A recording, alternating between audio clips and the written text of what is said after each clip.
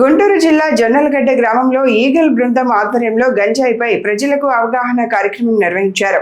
ఈ కార్యక్రమానికి eagle IG Ravikrishna ముఖ్య అతిథిగా హాజరయ్యారు.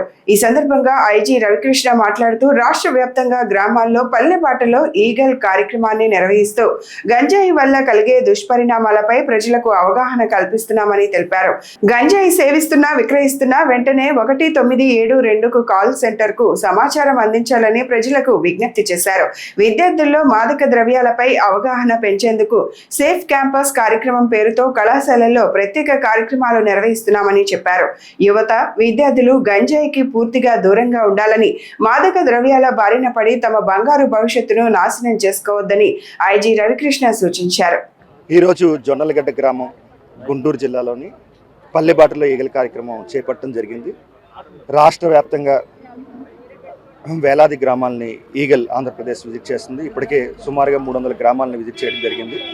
ముఖ్యంగా గ్రామాల్లో కూడా ఈ డ్రగ్స్ మాదక ద్రవ్యాల మీద అవగాహన కల్పించడం కోసం, అదేవిధంగా ప్రజల మద్దతుతో ఈ కార్యక్రమాన్ని మేము ముందుకు తీసుకెళ్తున్నాం. ఎక్కడైనా సరే మీ గ్రామంలో గంజాయి ప్రవేశిస్తే ఈగల్ కాల్ సెంటర్ 1972కి తెలియజేయాల్సిన కోరుతున్నాం. అదేవిధంగా పల్లెబాటలో ఈగల్ కార్యక్రమం ద్వారా ప్రజలందరికీ కూడా అప్రమత్తంగా ఉండాలి. మీ ప్రాంతంలో గంజాయి కనుక ప్రవేశిస్తే తక్షణం ఈగల్ కాల్ సెంటర్కి కానీ, అదేవిధంగా లోకల్ పోలీస్ కానీ సమాచారం అందించాలని కోరుతున్నాం.